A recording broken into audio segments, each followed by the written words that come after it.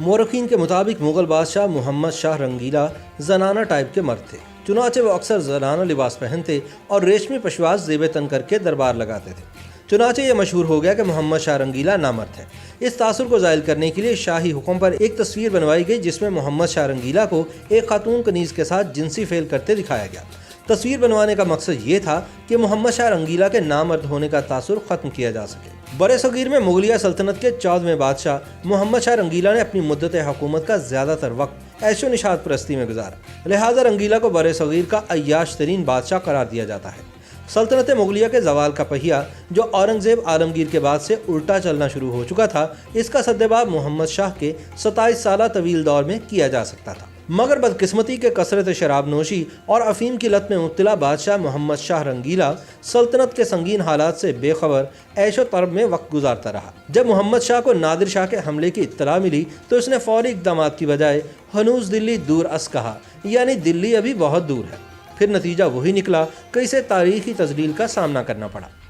مورخین کے مطابق محمد شاہ اپنے پردادا اورنگزیب عالمگیر کے دور حکومت میں سن 1702 میں پیدا ہوا۔ ان کا پیدائشی نام تو روشن اختر تھا، تاہم 29 ستمبر سن 1719 کو انہیں صرف 17 برس کی عمر میں سلطنت تیموریہ کے تخت پر بٹھانے کے بعد ابو الفتح نصیر الدین روشن اختر محمد شاہ کا خطاب دیا گیا۔ خود ان کا تخلص سدا رنگیلا تھا۔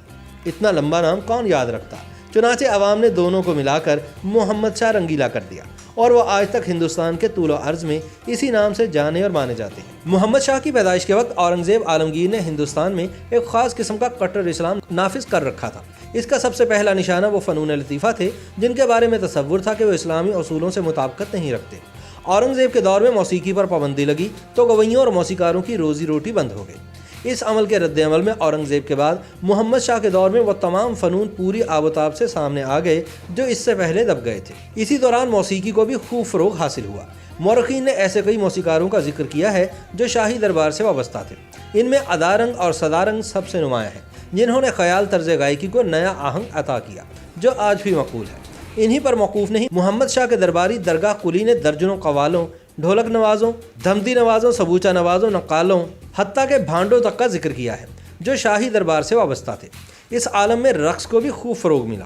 مورخین لکھتے ہیں کہ رنگیلا کے زمانے میں نور بائی کے بالا خانے کے آگے امراء اور رؤساء کے ہاتھیوں کا وہ ہجوم ہوتا تھا کہ ٹریفک جیم ہو جاتا۔ اس دوران محمد شاہ کے شب و روز کا معمول یہ تھا کہ وہ صبح کے وقت جھروکہ درشن میں جا کر بٹیروں یا ہاتھیوں کی لڑائی سے دل بہلاتا۔ اس دوران کبھی کوئی فریادی آ گیا تو اس کی بپتا بھی سن لیتا۔ سپہر کے وقت بازیگروں، نٹوں، نقالوں اور بھانڈوں کے فن سے حظ اٹھانا، شامیں رقص و موسیقی سے اور راتیں شراب و کباب سے سجتی تھی۔ ایسے میں کاروبار حکومت بھلا کیسے چلتا اور کون چلاتا؟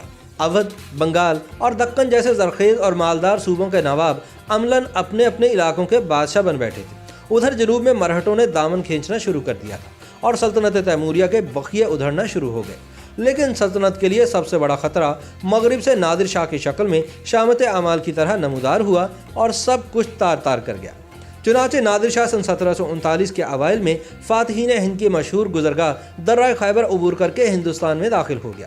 کہا جاتا ہے کہ محمد شاہ رنگیلا کو جب بھی بتایا جاتا کہ نادر شاہ کی فوجیں آگے بڑھ رہی ہیں تو وہ یہی کہتا، ہنوز دلی دور است، یعنی ابھی دلی بہت دور ہے۔ ابھی سے فکر کی کیا بات ہے؟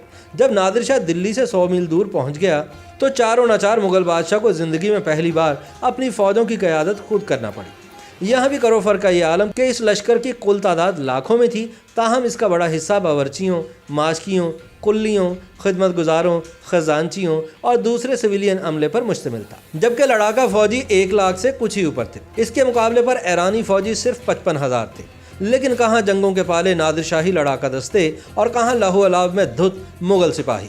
کرنال کے میدان میں صرف 3 گھنٹے میں جنگ کا فیصلہ ہو گیا اور نادر شاہ کی فوج محمد شاہ رنگیلا کو قیدی بنا کر دہلی کے فاتح کی حیثیت سے شہر میں داخل ہو گئی۔ اکثر تاریخی حوالوں کے مطابق اس دن 30,000 دہلی والے تلوار کے گھاٹ اترے۔ آخر محمد شاہ نے اپنے وزیر اعظم نظام الملک کو نادر شاہ کے پاس بھیجا۔ مذاکرات کے بعد نادر شاہ نے تلوار دوبارہ نیام میں ڈالی اور اس کے سپاہیوں نے ہاتھ روکا، لیکن ایسی لوٹ مار کی کہ جس کی کہیں مثال نہیں ملتی۔ کثرت شراب نوشی اور افیم کی لت نے محمد شاہ کو اپنی سلطنت ہی کی طرح اندر سے کھوکھلا کر دیا تھا، اسی لیے اس کی زندگی مختصر ثابت ہوئی۔ ابھی وہ 46 برس کی عمر کو ہی پہنچا تھا کہ ایک دن اچانک غشی کا دورہ پڑا۔ तबीबों ने हर नुस्खा आजमा लिया और रंगीला को हयात बख्श बाग मुंतकिल कर दिया गया, लेकिन ये बाग भी बादशाह की हयात की घड़ियाँ कुछ ज़्यादा तवील ना कर सका और वह सारी रात बेहोश रहने के बाद अगले दिन चल बसे।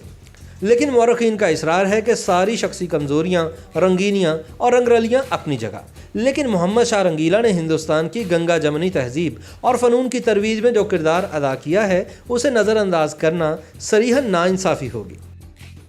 YouTube पर गूगली न्यूज देखने के लिए youtube.com की सर्च बार में गूगली न्यूज टीवी टाइप करें। गूगली न्यूज के पेज पर सुर्ख रंग के सब्सक्रिप्शन वाले बटन पर क्लिक करना ना भूलिए। YouTube पेज पर अपलोड होने वाली वीडियोस से बाखबर रहने के लिए बेल आइकन पर क्लिक कीजिए। आपको हर नई वीडियो के बारे में नोटिफिकेशन मौसूल हो जाएगा।